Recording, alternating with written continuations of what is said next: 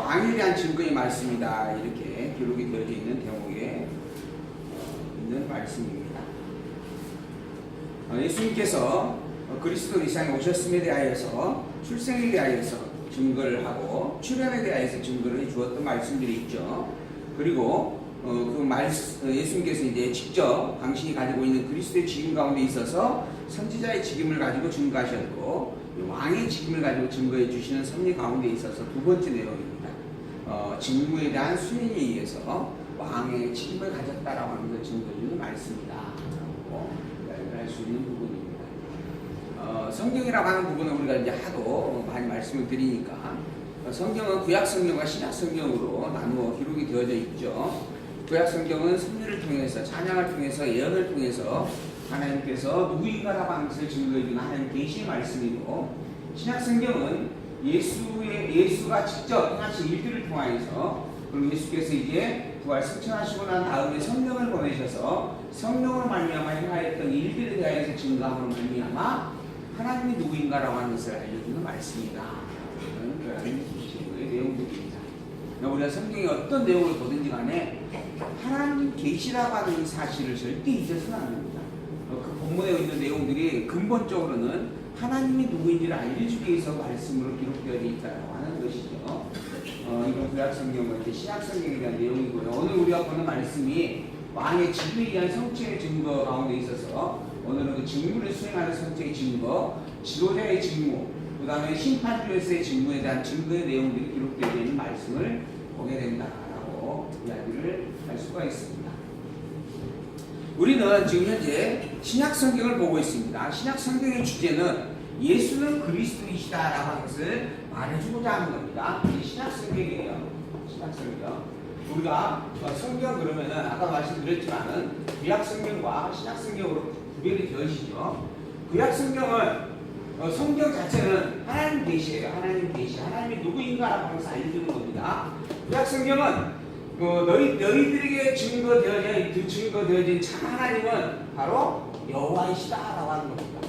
너희들에게 증거되어진 그 하나님은 바로 여호와 이름을 가진 하나님이시다. 즉 바꿔 말하면 여호와라고 하는 이름을 가진 그분이 진짜 하나님이고, 여호와라고 하는 이름이 아닌 다른 존재, 다른 하나님은 다 가짜다라고 하는 이야기입니다. 바꿔 말하면 하나님이라고 칭하는 존재들이 여럿이 있었어요. 구약 성경을 보게 되어지면 이방인들로 자기들이 어떤 신상을 만들어 놓고 이걸 우리 하나님이다 이렇게 칭하고, 전능자의 주권자라고 칭하고 그렇게 칭했던 부분들이 있습니다. 태양신을 숭배하면서 하나님이라고 이야기를 하고, 또는 바람을 숭배하고, 또는 돌을 숭배하고, 또는 바다에 신이 있을 거라 해가지고 그러한 어떤 조금 좀 위협적인 존재들을 향하여서 다 하나님이다 라고 칭하게 되어졌다고 하는 거죠. 그에 대하여서 그 많은 이들이 일컫고 있는 하나님이라고 하는 존재가 이렇게 다양하게 있는데, 그 중에서 여호와라고 하는 이름을 가진 그 존재가 진짜 참 하나님이고, 여호와라고 하는 이름이 아닌 다른 존재의 하나님은, 다른 존재의 하나님을 부르는 자들은 다 거짓신이다라고. 그래서 이게 하나님만이 참신이고 나머지는 우상이다라고 분명하게 구별을 해주는 증거의 말씀들입니다. 그리고 이스라엘 백성들을 통하여서 과연 그 하나님이 정말 여호와가 틀림없는가, 그리고 여호와가 진짜 하나님이 분명한가 라고 하는 것을 확인해주는 사건들이죠. 이게 역사 섭리를 통해서 확인이 되어졌던 이야기들입니다. 과연 하나님이 여호와가 틀림없는가, 그리고 그 여호와라고 하는 존재가 진짜 하나님이 맞는가. 이 여호와라고 하는 존재가 하나님이 아니라고 한다면 그럼 여호와라고 하는 존재를 하나님을 믿는 신앙은 잘못된 신앙일 수밖에 없는 겁니다. 근데 여호와라고 하는 이름을 가진 하나님이 진짜 참 하나님이 맞다면 여호와라는 이름을 가지지 않는 하나님을 믿는 신앙은 다 거짓된 신앙입니다. 그래서 이제 우리가 여호와가 하나님이 정말 맞느냐라고 하는 것을 분명히 확인이 돼야 될 문제인 것이죠. 하나님은 그걸 확인을 시켜주는 겁니다. 여호와라고 하는 존재, 먼저 이 여호와라고 하는 존재의 뜻이 뭐냐면 영원 불변의 신실자라고 하는 뜻입니다. 신실자는 전능한 능력을 가지고, 절대 주권의 능력을 가지고 영원한 존재에 이어야 하고, 그다음에 변치 않는 불변자에 이어야 한다라고 하는 것이죠. 이런 능력을 가진 자만이 신실할 수 있다라고 하는 겁니다. 단 한 번도 당신께서 정하신 뜻을 반드시 변개치 않고 이루는 능력을 가진 분이다라고 하는 거죠. 이게 여호와입니다. 그래서 이게 다른 말로 표현을 하면 언약을 세우시고 그 언약을 언약한 대로 이루시는 분, 이게 여호와예요. 여호와라고 하는 것을 다른 말로 표현을 하면 출애굽기에서는 스스로 있는 자 이렇게 표현을 합니다. 스스로 있는 자. I am who I am 해가지고 나는 스스로 존재한다 라고 이야기합니다. 근데 스스로 있는 자라고 하는 말의 뜻은 영원자라고 하는 이야기입니다. 영원자. 나만이 스스로 존재하는 자이고 그 외의 모든 것들은 다 내가 만들었다 이런 뜻이에요. 그래서 당신만이 그 모든 것들을 만든 창조주다라고 하는 거예요. 그게 나는 스스로 있는 자라라고 하는 말의 뜻입니다. 그걸 한 단어로 기록하고 있는 게 여호와다라고 하는 이름입니다. 그래서 그 여호와라고 하는 그 이름 속에 담겨져 있는 뜻은 전능성과 주권성과 영원성과 불변의 신실성을 담고 있는 이야기입니다. 그리고 이러한 능력을 가진 자만이 진짜 참 하나님이다라고 하는 겁니다. 그래서 여호와라고 하는 그 이름을 가진 그 하나님만이 유일한 참 하나님이 분명하다라고 하는 것을 이스라엘 민족의 역사성을 통해서 확인을 해준 거예요. 그 첫 번째 내용이 하나님께서 모든 만물을 창조했어요. 창조한 그 속에 인간을 두게 되어집니다. 그리고 이 인간에게 언약을 선포합니다. 이게 첫 번째 하나님께서 하신 일입니다. 이 언약을 선포해요. 아담을 딱 창조해 놓으시고 그 아담을 일방적으로 에덴 동산에 딱 놓으시고 난 다음에 생육하고 번성하라, 땅을 정복하라, 땅을 다스리라 라고 하는 언약을 일방적으로 선포를 해줍니다. 그리고 난 다음에 그것이 인간의 능력으로 되어지는 것이 아니고 언약을 선포한 하나님 당신께서 절대 주권으로 이루어지는 일이다라고 하는 것을 확인시켜주기 위해서 인간의 무능함을 드러내게 됩니다. 그 사건이 뭐냐면 타락입니다. 인간이 타락을 하게 되는 거예요. 하나님께서 인간을 사단을 보내서 유혹하여 타락하게 만드시는 겁니다. 왜 그랬는가? 이 언약이 너의 능력으로 되어지는, 즉 신인 합력으로 서로의 협력과 조건으로 해서 이루어지는 일이 아니라 하나님 당신이 일방적으로 이루시는 일이다라고 하면서 알려주기 위한 겁니다. 그것으로 말미암아 내가 전능자다, 내가 주권자다, 내가 영원자고 내가 불변자다라고 하는 것을 알려주기 위해서 이 일을 행하고 계시는 거예요. 그래서 인간을 타락해 하는 겁니다. 타락을 하고 난 이후에 더더욱 인간은 이제 죄의 덩어리가 되어져서 하나님을 마주 볼 수도 없게 되어집니다. 그래서 하나님께서 에덴 동산에서 늘 하나님과 아담이 함께 거닐었었는데 그날은 타락하게 된 그날은 하나님이 딱 내려왔어요. 아담아 어디 있느냐 그랬어요. 그때 뭐래요? 숨었나이다 라고 이야기합니다. 이제는 하나님과 함께 거닐 수도 없는 존재가 되어져 버린 겁니다. 그렇게 스스로의 무능함이 너무 적나라하게 드러나게 되는 겁니다. 그 인간으로 말미암아 그 타락한 죄로 말미암아 인간은 결국 하나님의 심판을 받게 되었죠. 노아 시대 노아 영수로 말미암아 그 죄의 값으로 진멸될 수밖에 없다라고 하는 것이 너무 분명하게 확인이 되어졌습니다. 그런데 그 중에서도 하나님은 노아를 남겨두셨습니다. 그리고 노아에게 아담에게 준 이 언약을 다시 한번 선포해 줍니다. 왜? 당신께서 증거하고자 하는 증거의 목적이 내가 누구인가라고 하면서 알려주기 위한 것이 목적이기 때문입니다. 죄 지으면 복 주고, 죄 지으면 벌 주면 안 되죠. 죄 지으면 벌 주고, 그 다음에 자기를 잘 믿고 따르면 복 주고, 이런 하나님이 아니고, 하나님 당신이 전능자여 주권자여 영원불변의 신실자라고 하는 사실, 곧 당신의 이름이 여호와라고 하는 사실, 여호와라고 하는 이름을 가진 그분만이 진짜 참 하나님이다라고 하는 사실을 알려주기 위해서 이 일을 하고 계시는 거예요. 그래서 모든 인간이 죄로 말미암아 다 멸망되어져야 마땅한 일임에도 불구하고 그 중에서 하나님은 노아를 불러내셨다라고 하는 겁니다. 어떤 이들은 노아가 살아난 이유가 어떤 의인이라고 그래요? 의인이기 때문이다 그렇게 이야기합니다.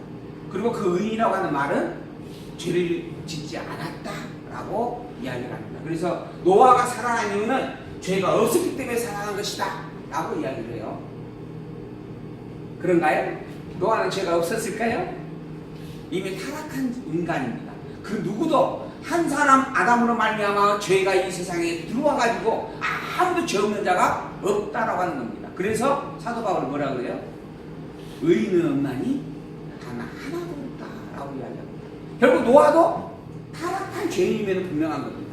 근데 하나님은 이 노아를 살려주시고 그는 의인이었다라고 이야기합니다. 무슨 말이에요? 아담에게 언약을 준 그 언약을 받은 자다라는 이야기입니다. 하나님 당신이 누군지를 알려주기 위하여 이 세상에 보낸 인간이다라고 하는 겁니다.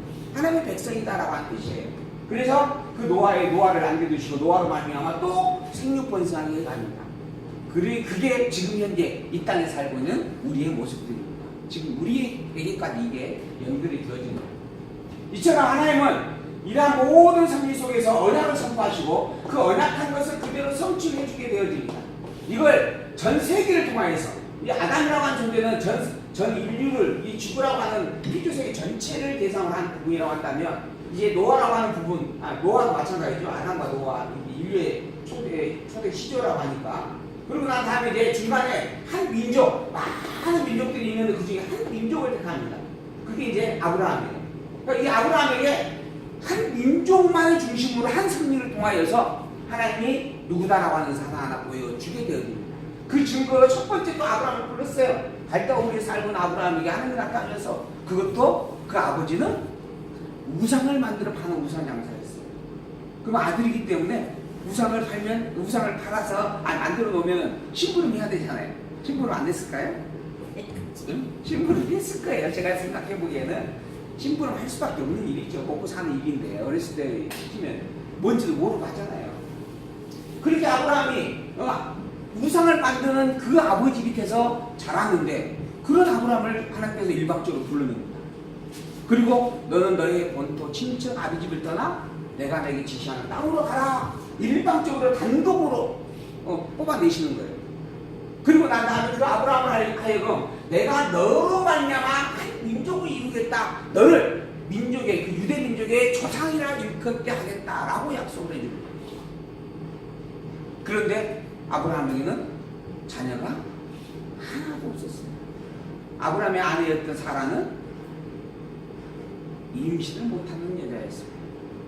그래서 결국은 이방인 이스마엘을 데려다가 양자를 삼죠. 그렇죠? 양자가 아니라 이스마엘이 낳았나요? 이스마엘은 낳았죠. 이스마엘 낳은 거예요? 이스마엘이에요? 그럼 이스마엘 그러면 처음에 그 집에 종을 그게 이스마엘이죠. 하갈이 낳은 자녀가 이스마엘인가요? 네. 그러면 그 아브라함의 집에 있던 그 얘는 누구예요? 처음에 내가 가지고 있는 모든 재산을 내가 이에게 주겠습니다라고 아브라함 이야기 한 적이 있잖아요. 네? 그게 누구냐고?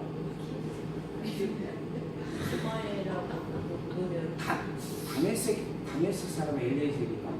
하여간 어떤 하나 있었어요. 그거 한번 찾아보십시오. 조금 이따 우리 이제 쉬는 시간에. 근데 그렇게 자식이 없다라고 하는 분명한 증거가 있었죠. 그런데 하나님께서 다메섹 사람 엘리에셀인가 보네요. 근데 하나님께서 아니다. 너의 혈통을 통하여서 너의 씨로 말미암아 내가 민족을 이루겠다라고 분명히 약속했지 않느냐? 나중에 너의 아내에게서 난 자가 너의 후손이 될 것이다 라고 이야기를 합니다. 그래가지고 이제 시간이 지나갑니다. 근데 지나갔는데도 아내가 일을 하지 않아요. 그래서 이제 사라가 자기의 몸종에다 하갈을 내어주게 되죠. 그래가지고 그 하갈을 말미암아 태어나는 아이들이 바로 이스마엘입니다. 이스마엘이 태어나요. 그럼에도 불구하고 하나님께서 또다시 얘는 너의 약속의 씨앗이 아니다. 얘는 종의 씨앗이다라고 이야기를 합니다. 그리고 너의 아내의 몸에서 난 자만이 내가 약속의 자녀로 분명히 삼겠다라고 이야기하죠. 그리고 난 다음에 사라의 몸에서 아이가 태어나게 되어집니다. 그게 바로 이삭이죠. 이삭이 태어났습니다. 그리고 이삭으로 말미암아 야곱을 낳게 하시고 야곱으로 말미암아 12지파의 12지파 이루는 12아들을 낳게 하는 그러한 역사가 이루어집니다. 이게 바로 언약하시고 언약대로 이루어가는 일들의 증거들이었습니다. 그렇게 이제 한 민족을 이루시는 섭리를 통하여서 하나님의 여호와심을 너무 분명하게 알려주는 사건에 대한 기록이 바로 역사 섭리에 대한 기록의 내용이다 라고 하는 겁니다. 그리고 그로 말미암아 이스라엘 백성들이 찬양하는 섭리, 그리고 선지자를 통하여서 다시 한번 확인받는 섭리들이 있었다라고 하는 거죠. 그게 구약의 내용입니다. 구약 성경. 하나님은 여호와가 틀림없다. 그러므로 여호와라고 하는 이 이름을 가진 그분만을 하나님으로 삼아야 된다. 하나님으로 경외하라. 여호와 이외에 다른 하나님을 믿는 것은 다 헛된 거짓 우상 숭배의 신앙이다 라고 이야기하는 거죠. 그러면서 하나님께서 당신의 그 여호와의 신이라는 특징으로 최고의 표적을 보내주겠다라고 약속을 합니다. 그 최고의 표적이 바로 누구냐 하면 그리스도. 이 아브라함으로 말미암아 한 민족을 당신의 성민이라 칭하였지만은 이제 그리스도를 통하여서 타락한 첫 아담으로 말미암아 타락한 그 모든 첫 번째 죄까지 죄를 아예 도말에 없애버리겠다. 그게 최고의 표적이 되는 거죠. 그래서 최고의 표적으로서의 대속주를 보내겠다라고 약속을 해줍니다. 그리고 그 대속주인 그리스도가 이 땅에 왔어요. 이 대속주인 그리스도가 이 땅에 와서 그리스도의 역할을 감당할 수 있는 권세를 가져야 되는데 그건 하나님의 아들의 권세만이 가능한 일이었습니다. 바꿔 말하면 하나님의 아들을 그리스도의 땅에 보내주신다라고 하는 약속이었고 그 약속대로 하나님의 아들이 인간의 몸을 입고 이 땅에 왔습니다. 그게 누구인가? 누구예요? 그게 예수님입니다. 그래서 우리는 예수님이 그리스도라고 하는 사실을 지금 성경을 통해서 배워가고 있는 겁니다. 이 예수님 이외에는 다른 그리스도가 있다 없다? 다른 그리스도는 없다. 예수님 이외에 다른 존재를 다른 사람을 그리스도라고 믿는 것은 역시 거짓된 신앙이고 헛된 신앙이고 우상숭배의 신앙이다. 여호와의 하나님 위에 믿는 다른 신앙은 다 헛된 신앙인 것처럼 예수가 그리스도라고 믿는 예수님만 그리스도임을 믿는 신앙이 믿는 신앙이어야 그게 참 믿음이다. 예수님 이외에 다른 그리스도를 바라보고 사는 것은 헛되다. 우리가 그래서 사실은 로마 가톨릭을 헛되다라고 이야기를 하는 겁니다. 뭐 큰 집이고 작은 집이다라고 하는 부분으로 이야기를 하는 경우도 덜 있지만은 실제 로마 가톨릭과 우리는 같을 수가 없습니다. 신앙이 같은 신앙이 아니에요. WCC라고 하는 부분도 우리가 인정할 수 없다라고 분명히 이야기합니다. 우리는 왜 그러는가? WCC라고 하는 이 말은 기독교라고 하는 이름만 가지고 있으면 다 한 모임으로 갖자 이런 뜻이에요. 근데 기독교라고 하는 이름을 가진 교회들을 살펴보면 어떤 사람은 안상홍이를 하나님으로 또는 그리스도로 믿는 이들도 있고 어떤 사람은 또 또 박태선이를 또 하나님으로 그리스도라고 믿는 사람들도 있고 또 어떤 사람은 자기 교회 목사님을 그리스도라고 믿는 사람들도 있고 다양하거든요. 예수님만이 그리스도라고 믿는 우리하고는 전혀 다른 신앙이다라고 하는 겁니다. 그래서 우리는 이것도 인정할 수 없다라고 하는 거죠. 우리의 신앙은 오직 예수님만이 그리스도다. 근데 진짜 예수님만이 그리스도가 맞나요? 예수님 말고 다른 그리스도가 있으면 어떡할 거예요? 정말 예수님만이 그리스도가 맞는가 아닌가라고 하는 것을 우리가 이제 확인을 해야 됩니다. 그 확인의 증거로 하나님께서 주신 말씀이 바로 신약성경이에요. 신약성경의 모든 주제는 내가 그리스도의 땅에 보내는데 그 그리스도가 바로 예수님이다 라고 이야기합니다. 이 예수가 바로 나의 아들이고 그리고 너희들의 모든 죄를 대속할 유일한 그리스도다 라고 이야기해 주는 겁니다. 그래서 예수님께서 세례를 받으러 세례 요한이 나왔을 때 하늘에서 문이 열리고 성령이 비둘기 같은 모양으로 임하였고 그것을 또 음성까지 들렸잖아요. 음성이 뭐예요? 너는 내 사랑하는 아들이요 내 기뻐하는 자다 라고 하는 겁니다.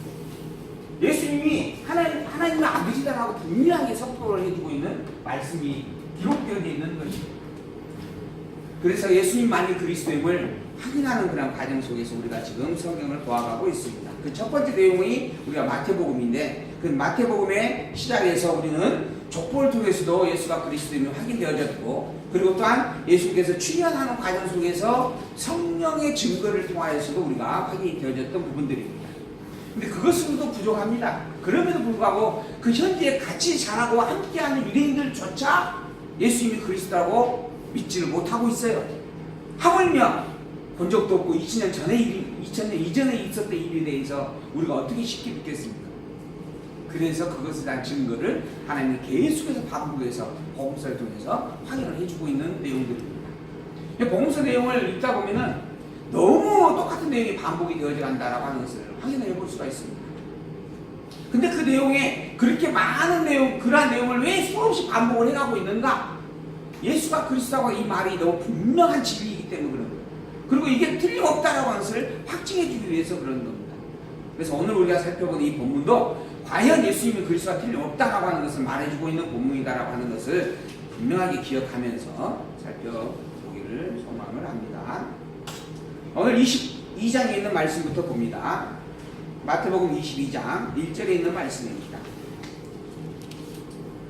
예수께서 다시 비유로 대답하여 가라사대, 예수께서 비유의 말씀을 하나 또 해줬다라고 하는 거죠. 지금까지도 계속 여러 가지 말씀을 가르치고 계시는데, 그래서 천국의 주의다라고 해서 확인해 주었는데 지금 또 다시 한번 이야기해 주겠다라고 반복해서 말씀하는 거예요. 그러면 천국에 대한 이야기를 합니다. 천국은 마치 자기 아들을 위하여 혼인잔치를 베푼 어떤 임금과 같다. 어떤 임금이 자기 아들을 위하여서 혼인잔치를 베풀었어요. 아들이니까 장가를 가야겠죠? 장가를 가는 거겠죠? 그러니까 장가를 가는 과정에 있어서 혼인잔치를 베풀어 주었어요. 이제 그 장가를 가는 그 일이 너무 기쁘니까 청한 사람들에게 청첩장을 보낸 겁니다. 그 청첩장을 보냈는데 누구에게 보냈는가? 예수님께서 이 땅에 온 것이 내가 유대인들 내 자녀들을 위하여서 왔다라고 먼저 이야기하시잖아요. 그 사마리아 여인이 와가지고 우리 딸내미 좀 구해 주십시오. 그랬더니 내가 자녀를 위하여서 왔지 개를 위해서 온 것이 아니다 라고 하는 말씀이 있잖아요. 그러니까 이 청함을 받았다라고 하면서 유대인들을 가리키는 부분입니다. 이스라엘 선민을 향해서 하나님께서 먼저 청첩장을 보냈다라고 하는 이야기예요. 그런데 그 유대인들이 오기를 싫어했어요. 그래서 다시 종을 보내가지고 이야기합니다.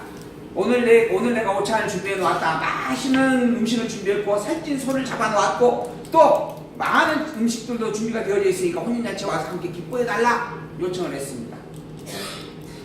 하고 공짜로 주겠다라고 하는 거예요. 그러면 얼른 올 수도 있는 건데, 근데 사람들이 뭐라 하냐면 돌아보지도 아니하고 하나는 자기 밭으로 나가고 하나는 상업차 즉 돈을 벌기 위해서 가지로 나갔어요. 혼인잔치, 임금이 부르는 혼인잔치예요. 근데 그보다도 그것에는 관심이 없고 더러는 자기 밭에 가서 일하기 위해서 가고, 더러는 또한 돈을 벌기 위해서 상업차로 가고, 그리고 또 어떤 이들은 남은 자들은 종을 잡아가지고 능욕을 합니다. 내가 가기 싫다는데 왜 자꾸 오라 하느냐? 성질이 났나 봐요. 그래가지고는 종을 오히려 능욕을 시켰다라고 하는 겁니다. 그러자 임금이 노아에서 군대를 보내서 그 살인한 자들을 다 진멸을 시켜버렸다라고 하는 겁니다. 그러니까는 임금의 권위가 땅에 떨어져 버린 거죠. 인정을 안 한 거죠. 그들이 하나님의 선민이라고 칭함받는 이들이 하나님이 불렀는데 응답을 안 하는 거예요. 오히려 그걸 멸시하고 배척했다라고 하는 겁니다. 그래서 하나님께서 그들을 진멸했다. 이스라엘 백성들이 하나님께서 암탉이 병아리를 빗듯이 얼마나 열심히 그들을 불러 모았는지 모른다라고 하는 말씀이 있습니다. 근데 그렇게 불러 모았는데도 불구하고 이스라엘 백성들이 하나님을 떠납니다. 하나님을 모른다. 하나님을 자기들이 믿는 하나님과 다르다라고 해서 하나님을 멸시하고 배척을 합니다. 그로 말미암아 하나님께서 북쪽 이스라엘은 아수르에게 멸망시키고 남쪽 유다는 바벨론에 포로로 70년간 보내버리죠. 그런 하나님의 어떤 진노가 있었다라고 하는 거예요. 그걸 지금 비유해서 하시는 말씀입니다. 그리고 난 다음에 종들을 보내서 혼인잔치가 예비되었으나 청함받은 사람이 합당치 아니하니 사거리에 가서 사람을 만나는 대로 혼인잔치에 청하여 오너라 하고 명을 내렸습니다. 사거리에 가면, 사거리는 모든 사람들이 다니는 곳이잖아요.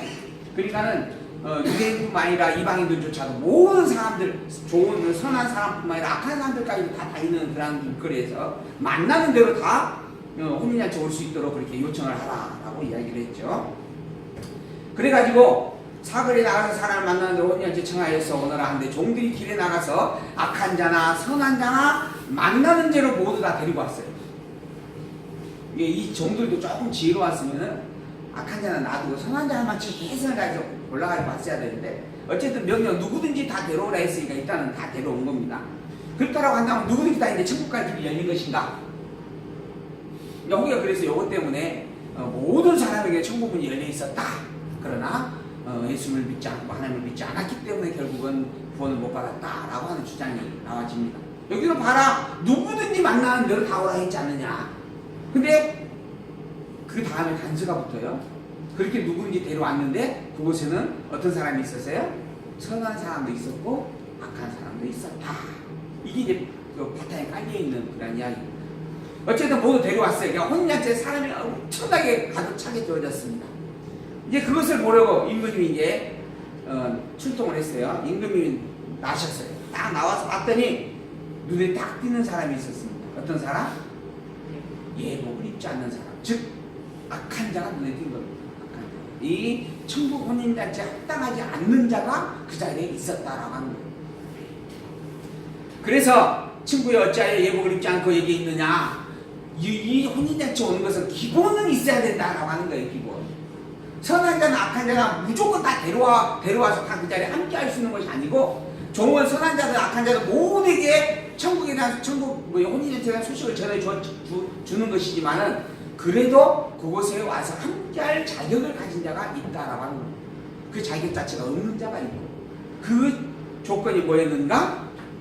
예복을 입었느냐 입지 않았느냐라고 하는 것이었습니다.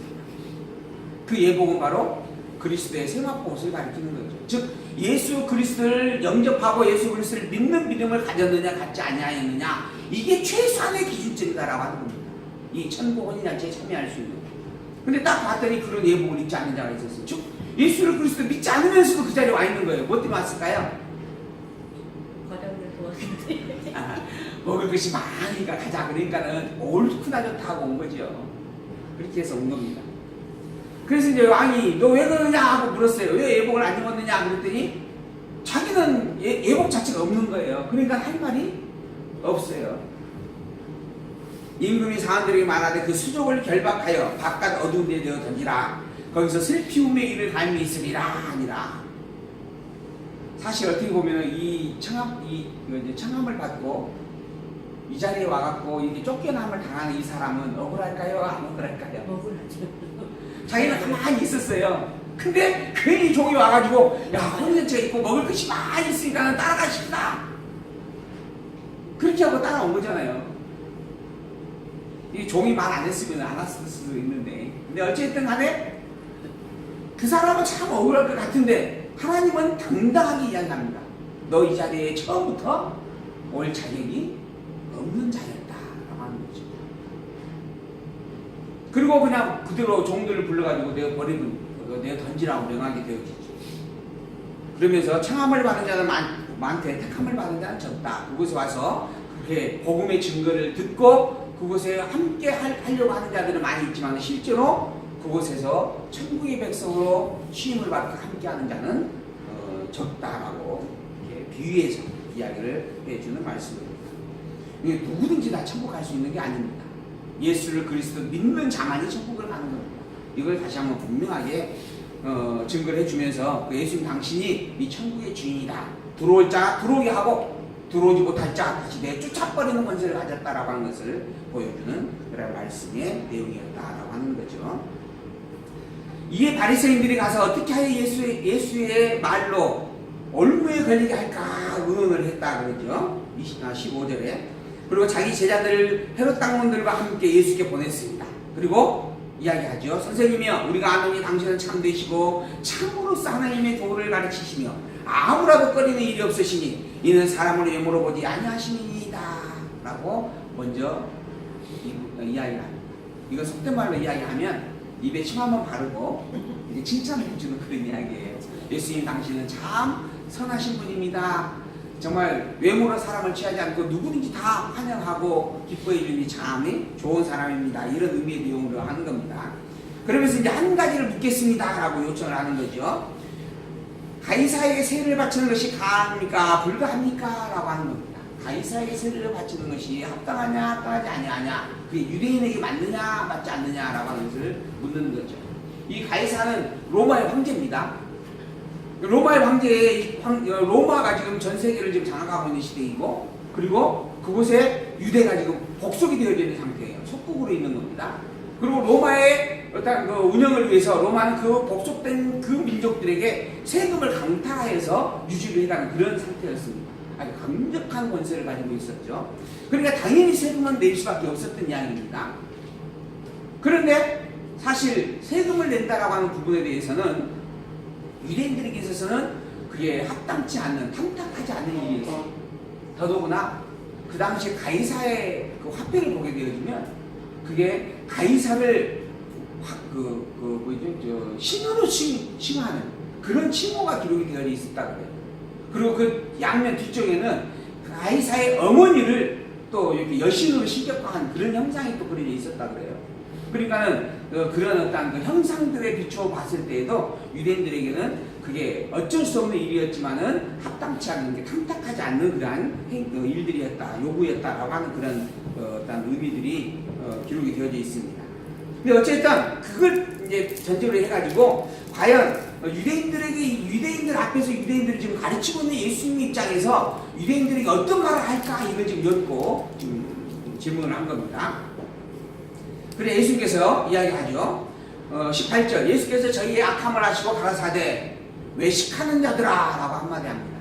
이미 그들의 생각이 정말 고민스러워서 묻는 질문이 아니고 예수님을 죄로 올가매기 위해서 지금 하는 질문이다라고 하는 의도를 예수님께서 살피고 알았다라고 하는 거죠. 그의 악함을 아시고 외식하는 자들이라 이렇게 책망을 합니다. 그러면서 어찌하여 나를 시험하느냐 쇳돈을 내게 보이라 하시니 데나리온 하나를 가져왔어요. 예수께서 말씀합니다. 이 형상과 이 글이 누구의 것이냐?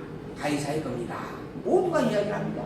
이 형상이 다 가이사의 형상이고 이 돈을 만든 데가 로마다라고 하는 거죠. 이에 가라사대 가이사의 것은 가이사에게 그리고 하나님의 것은 하나님에게 바치면 된다 라고 단 한마디로 깔끔하게 화답을 해주게 되어집니다. 저희가 이 말씀을 듣고 기이 여겨 예수를 떠나갔다. 더 이상 할 말이 없었다라고 하는 겁니다. 가이사의 것은 가이사에게 하나님의 것은 하나님에게 바치면 된다라고 하는 거죠. 바꿔 말하면 지금 내가 지금 손에 들고 매일에게 보여주고 있는 이 지금 돈은 누가 만들었다? 세상 사람이 만들었다.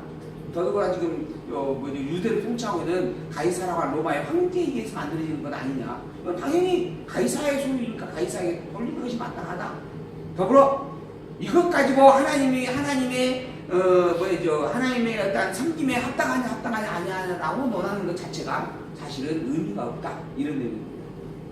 세상의 것은 세상의 것 안에서 승리를 하는 것이고 하나님을 경외하는 것과 세상의 돈에 대한 관계는 전혀 본질이 다른 일이다 라고 하는 것을 예수께서 말씀을 해주고 있는 그런 내용인 것이죠. 하나님을 섬기는 일과 세상 왕을 섬기는 일 자체가 동일할 수 없다라고 하는 겁니다. 그런데 사람들은 세상의 것으로 하나님을 섬긴다라고 생각을 합니다. 그래서 교회 연구를 많이 하면 그것으로 천국의 보화를 많이 쌓아놓는 것이다 이런 생각을 또 하고 또 일부러 그렇게 가르치는 지도자들도 있습니다. 근데 사실 세상의 것은 우리가 사는 세상을 살아가는 일에 필요로 해서 하나님께서 만들어 놓은 일들입니다. 그리고 그것으로 말미암아 본질은 하나님이 누구인가라고 하는 것을 알게 하는 성님이 분명한 일인 것을 우리가 기억을 하죠. 이게 세상의 것으로 하나님을 섬기는 게 아니고 하나님을 기억하는 섭리의 방편으로 나로 하여금 살게 하시는 삶